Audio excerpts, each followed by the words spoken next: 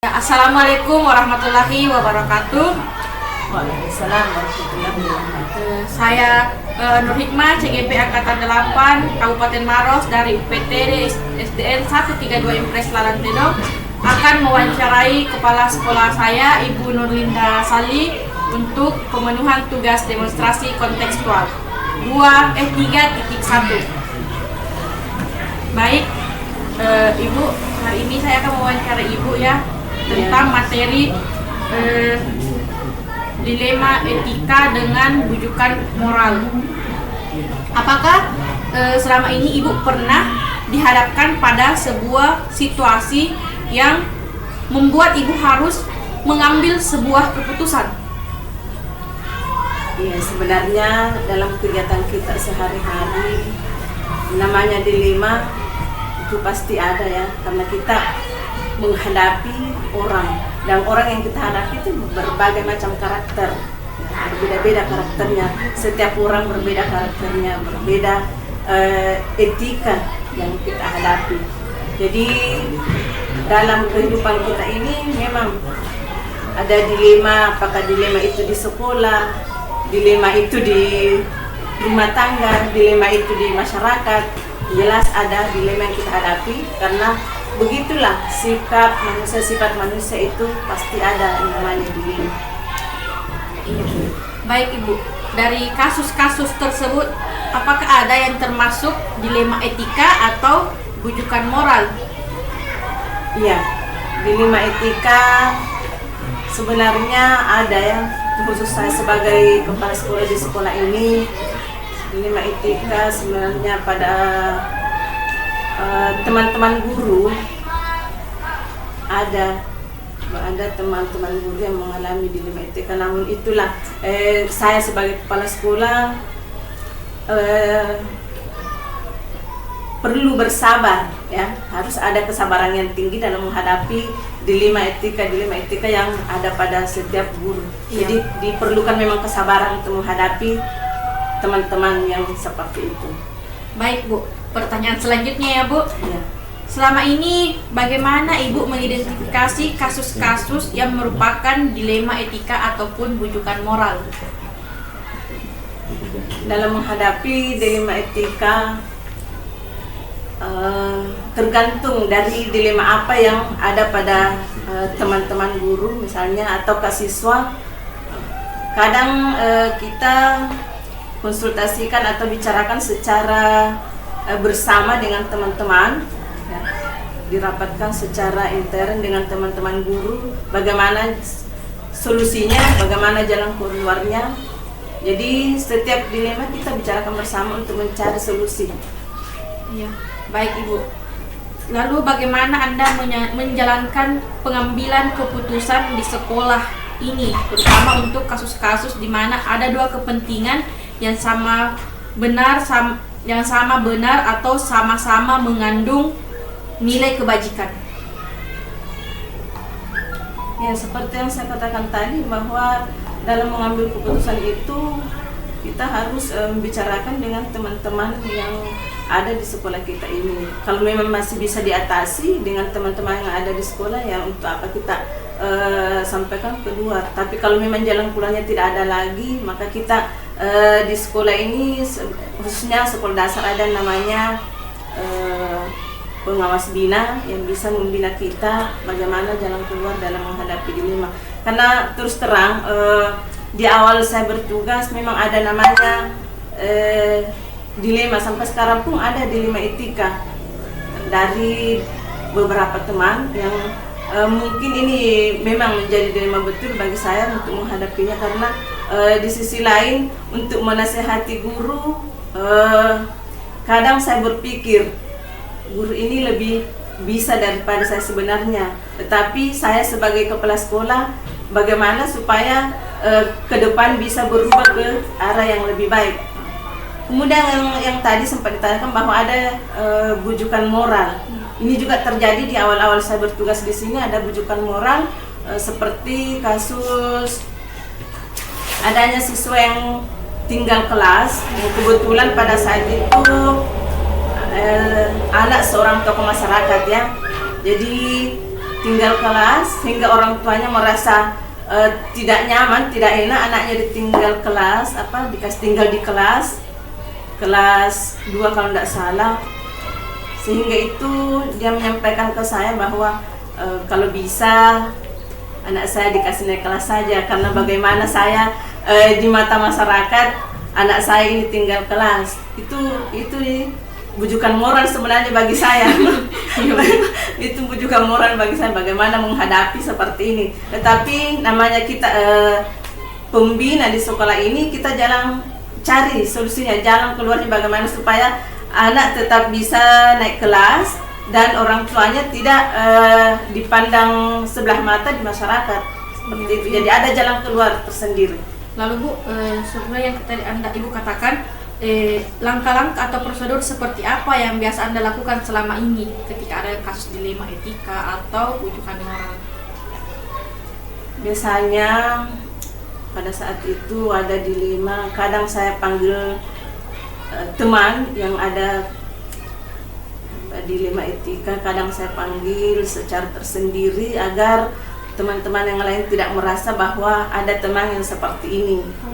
Iya, supaya teman juga tidak merasa bahwa ada yang disampaikan kepala sekolah ke saya, tapi saya sendiri seperti ini teman perlu perhatian khusus, perlu pendampingan khusus bagaimana supaya bisa merubah sikap ke yang lebih baik agar siswa juga bisa meneladani teman kita, gurunya ya khususnya. Lalu Bu, hal-hal apa saja yang selama ini dianggap efektif dalam pengambilan keputusan kasus-kasus dilema etika? Paling efektif sebenarnya memang sebagai kepala sekolah harus sadar bahwa yang dihadapi itu manusia dan manusia yang berpendidikan.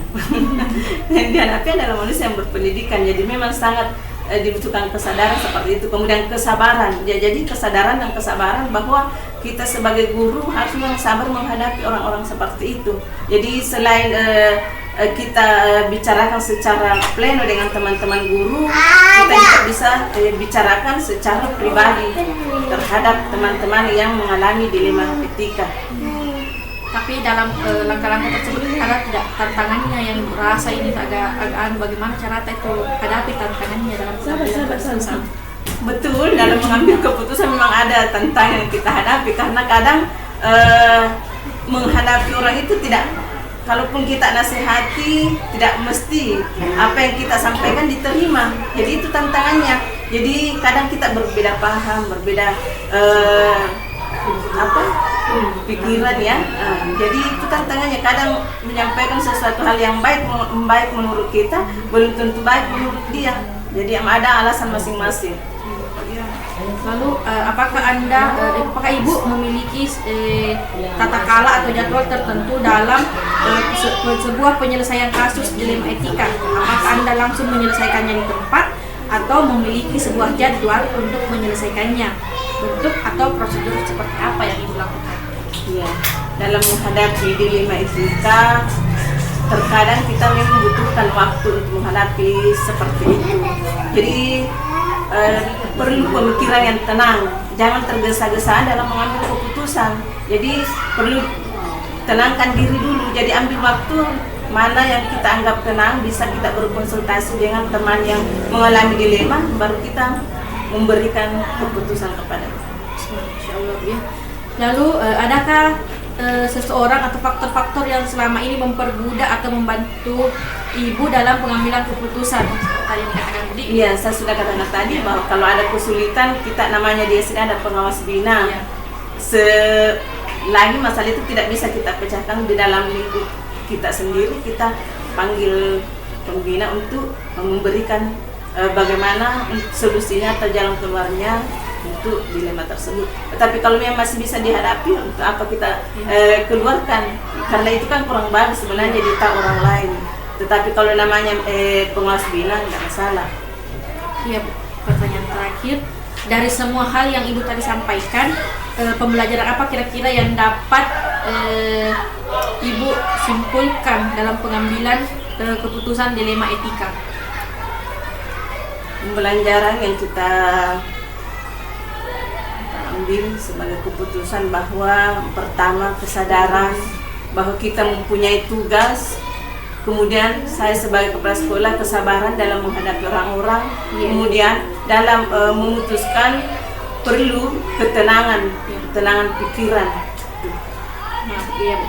Ya Ibu, terima kasih banyak untuk waktunya sudah ingin diwawancari oleh saya. Terima kasih banyak Ibu. Sama-sama Bu. Semoga dengan ini saya juga bisa mengambil keputusan dengan bijak dan sesuai dengan nilai-nilai kebajikan universal. Terima kasih, sekian wawancara hari ini oleh Ibu Kepala Sekolah SDN 132 Impres Lalantedong. Assalamualaikum warahmatullahi wabarakatuh. Waalaikumsalam warahmatullahi wabarakatuh.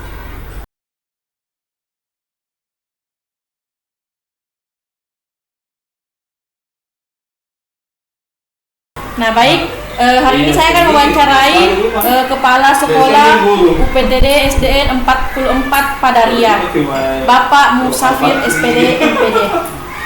Sebelumnya Pak, saya ingin memberitahu tentang dilema etika itu adalah di mana seseorang menghadapi keputusan mengenai perilaku yang layak yang harus dibuat. Kemudian rujukan moral itu merupakan situasi yang terjadi ketika seseorang harus membuat keputusan antara benar atau salah. Baik, pertanyaan pertama ya Pak,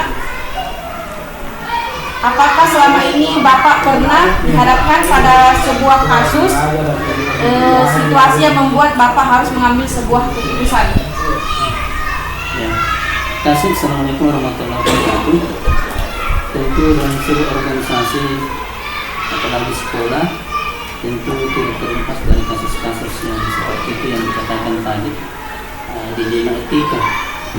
Nah, di mana kita diperhadapkan dituntut untuk mengambil sebuah keputusan, di mana keputusan itu kedua-duanya bertentangan sebenarnya, cuma ada sisi positif masing-masing.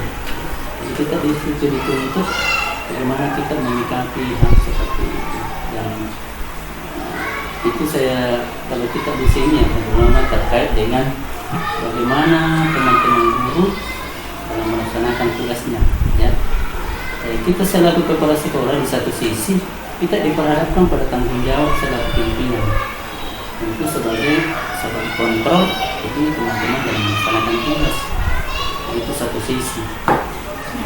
Ya, harus diambil keputusan, ya, agar kita dalam melaksanakan tugas itu tidak menjadi tuntutan, karena memang kita dituntut untuk melaksanakan tugas, dan dalam hal ini sebagai anak kontrol bagi teman-teman alasan yang lain, karena itu memang kita tanggung jawab kita. Kemudian di sisi lain tentu kita perlu juga melihat kalau kasus itu terjadi, apa yang menjadi melatar belakangi kasus itu terjadi. Maka muncullah di situ namanya faktor faktor pasien. Ya. Jadi di satu sisi dari segi kemanusiaan kita harus mengerti, pahami ini teman, ya. Mungkin karena sering terlambat, ya. Mungkin karena pengaruh-pengaruh kan untuk tidak lulus kesengajaan, bisa jadi karena faktor keluarga, kemudian bisa jadi banyak hal yang bisa mempengaruhi terjadi. Bisa jadi penyakit bagi teman-teman yang sudah senior. Hal yang seperti itu menjadi problem juga bagi kita, terutama sekolah kita ini seperti kami ada, ya, ada kasusnya seperti itu. Jadi satu sisi kita mau tegas, ya, di satu sisi kita juga faktor manusiawi, ya, makanya kita harus mengambil kebijakan bahwa tidak bisa menjadi kita dituntut apakah dia melanggar regulasi. Kalau kita sebagai PNS, regulasinya bahwa sebagai PNS kita harus dari hadir jam 7.30 paling lambat di sekolah. Itu sudah regulasi, itu sudah kewajiban, itu sebuah konsekuensi ketika kita menjadi ASN. Itu harus dipahamkan ke teman-teman bahwa ketika kita terikat di ASN itu konsekuensinya, ya. Maka saya sering mengatakan bahwa kewajiban yang kedua setelah kewajiban kita kepada Allah Subhanahu Wa Taala adalah kewajiban kita sebagai ASN, ya. Karena apa? Karena kita sudah ya, apalagi yang kontrak kan, sudah tanda tangan kontrak, ya. Ketika kita hadir di jam 8 atau jam 9, maka sisanya itu kemana? Nah, itu menjadi tidak berkah. Ya, bahasa kasarnya haram. Karena kita digaji jam 7.30 sampai jam 13 misalnya. Ketika hadir kita jam 9, apalagi setiap hari seperti itu. Maka selebihnya itu menjadi uang haram. Itu tidak seperti itu. Ya. Saya kira seperti itu. Iya. Lanjut lagi Pak Di. Nah, terus bagaimana Bapak mengidentifikasi kasus-kasus yang merupakan dilema etika ataupun rujukan moral? Sebenarnya kita tidak punya tersendiri mengidentifikasi seperti itu, ya. Karena itu sudah berjalan dalam waktu lama kan, jadi itu sudah tidak perlu diidentifikasi lagi karena memang kita sudah mengerti, sudah tahu di situ bahwa di situ ada nilai yang bertentangan. Seperti kan yang ada di dilema etika itu kan ada nilai yang bertentangan, di mana dua nilai ini masing-masing ada unsur kebaikan. Jadi elemen etika. Jadi tidak perlu diidentifikasi karena kita sudah menyatu dengan itu kan, jadi tidak perlu diidentifikasi khusus. Lalu Pak, bagaimana menjalankan pengambilan keputusan di sekolah Anda, terutama untuk kasus-kasus di mana ada dua kepentingan yang sama-sama memiliki nilai-nilai kebajikan?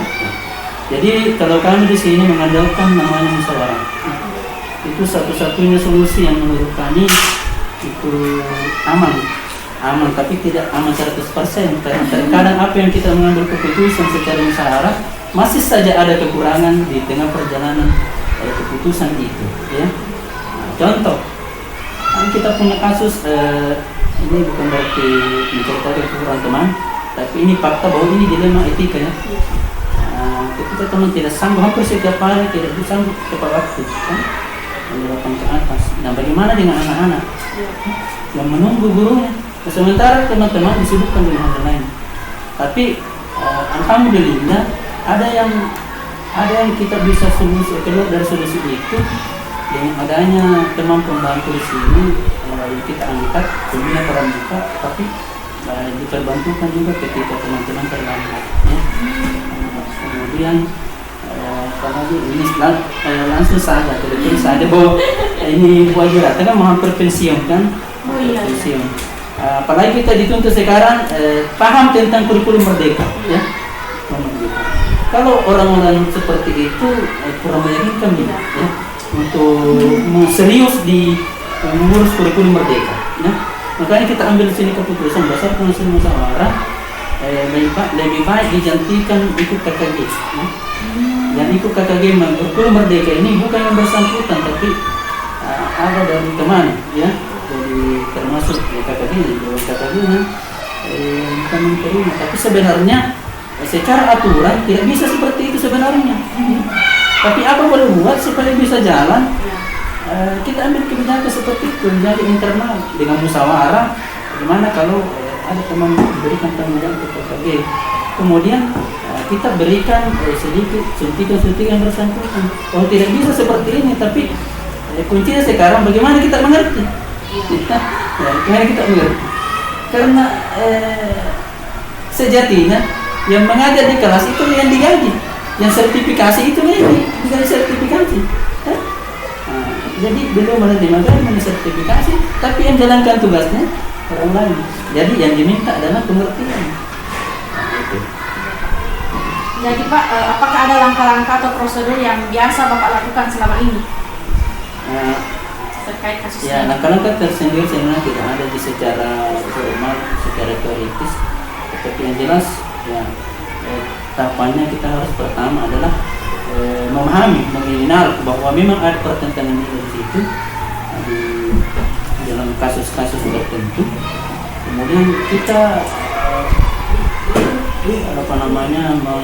mengklasifikasi siapa yang terlibat di dalamnya di situ, dalam kasus itu. Tentu yang utama adalah yang bersangkutan, ya. Misalnya kasus tidak bisa menjalankan tugas dengan baik, keadilan tidak bisa tepat waktu, itu salah satu yang terlibat di situ, yang bersangkutan. Kemudian yang lain, yang siapa yang terlibat, tentu kepala sekolah terlibat, tentu yang orang-orang yang membantu beliau ada yang terlibat. Bisa jadi masyarakat juga terlibat karena kita ini terkontrol masyarakat. Kita ini sekolah sebagai satu kesatuan individu, dalam masyarakat. Iya Pak. Lalu hal-hal apa saja yang selama ini Bapak anggap efektif dalam pengambilan keputusan pada kasus dilema etika? Ya itu tadi saya sudah sampaikan tadi bahwa sudah permasalahan itu kembali ke musyawarah. Musyawarah ya. Musyawarah berpangkat ya, dengan teman-teman. Karena sebagai pimpinan ya, kita tidak boleh mengambil keputusan sendiri. Kenapa? Saya bilang kalau keputusan diambil sendiri maka resikonya tanggung sendiri. Ketika keputusan itu diambil bersama maka resikonya tanggung bersama. Nah itu bagusnya mengambil keputusan secara bersama. Nah, saya ambil pelajaran dari atasan-atasan saya sebelumnya, belajar dari situ. Berapa atasan-atasan saya itu saya ambil yang positif-positif, saya ambil seperti itu. Masalah warna saja, warna sekolah saja harus diskusikan ya. Jangan langsung ke sekolah, semua cek warna begini. Warna kita diskusikan apa warna yang bagus untuk sekolah kita. Itu di luar itu gerak itu lama diskusikan itu. Kita mau warna apa ini hurufnya, terus datarnya apa. Nah, itu yang sekecil-kecil itu harus diskusikan. Kenapa? Ketika nanti berjalan ada hal-hal yang kurang sesuai, maka menjadi tanggung jawab bersama. Tidak ada yang perlu disalahkan karena adalah keputusan bersama. Begitu. Baik Pak.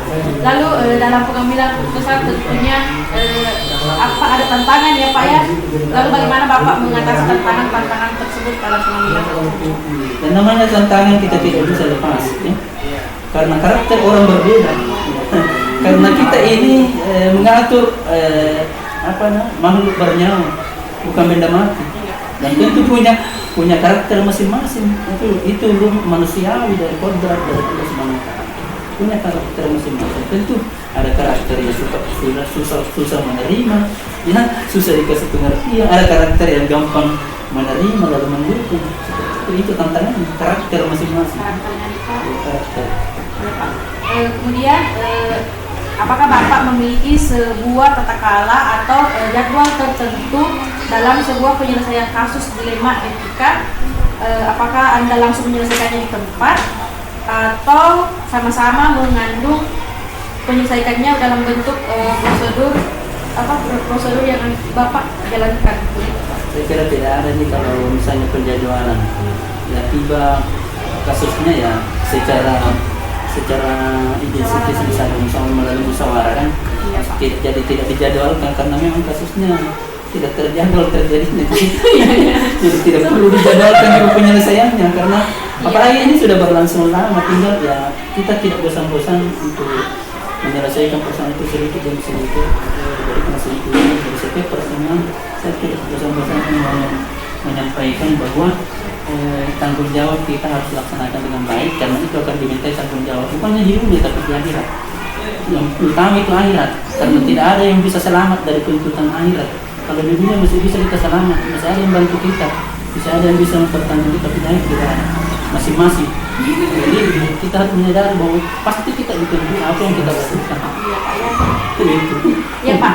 Kemudian apakah ada seseorang atau faktor-faktor yang selama ini mempermudah atau membantu Bapak dalam pengambilan keputusan?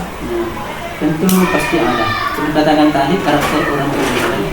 Nah, ada karakter yang mudah menerima itu yang membantu kita seperti keputusan. Dan alhamdulillah di sekolah kita ini umumnya seperti itu. Yang karakter yang susah menerima itu biasanya hanya oknum. Tetapi secara keseluruhan saya menghargai teman-teman di sini bagus kerjasamanya, mempermudah semua apa yang kita rencanakan. Alhamdulillah terbukti dengan perubahan yang terjadi di sekolah kita ini luar biasa. Itu kenapa? Karena dukungan dan kerjasama teman-teman. Kalau tanpa dukungan saya kira tidak bisa. Iya Pak. Kemudian pertanyaan terakhir Pak. Banyak banget. Nah, dari semua hal yang telah Bapak tadi sampaikan, apa yang dapat Bapak petik dari pengalaman Bapak dalam mengambil keputusan tentang dilema etika? Ya. Pelajaran yang bisa diambil bahwa memang kita tidak bisa egois, ya. Kita tidak bisa melihat satu masalah dari satu sisi saja. Kalau kita hanya berdasarkan satu sisi, misalnya regulasi kita kan jelas, PNS diatur oleh regulasi aturan yang ada. Jadi kalau kita mau kaku di aturan, maka pasti muncul berbagai masalah kan. Jadi makanya perlu tadi kita juga pertimbangkan secara manusiawi. Ada faktor kasihan, ada faktor bagaimana melihat, jangan melihat sepintas, tetapi kita harus menemukan fakta-fakta kan. Nah, salah satu tahapan dari itu barangkali perlu kita cari fakta. Faktanya, nah, seperti misalnya kalau kenapa di situ pari terlambat, nah, kita harus cari fakta. Kenapa seperti itu? Bisa karena penyakitnya, bukan karena keluarganya. Itu fakta. Nah, tidak fakta yang tidak bersifat kualitatif. Kalau di penelitian ini fakta kualitatif, bukan fakta kuantitatif. Seperti itu. Iya, Pak. Masya Allah. Terima kasih banyak Bapak telah bersedia diwawancara oleh saya. Sungguh luar biasa pemahaman Bapak dalam pengambilan keputusan. Semoga apa yang Bapak telah sampaikan kepada saya tadi dalam pengambilan keputusan dapat juga saya terapkan nantinya. Terima kasih banyak kepada Bapak Musafir, SPD, MPD. Selesai. Sukses.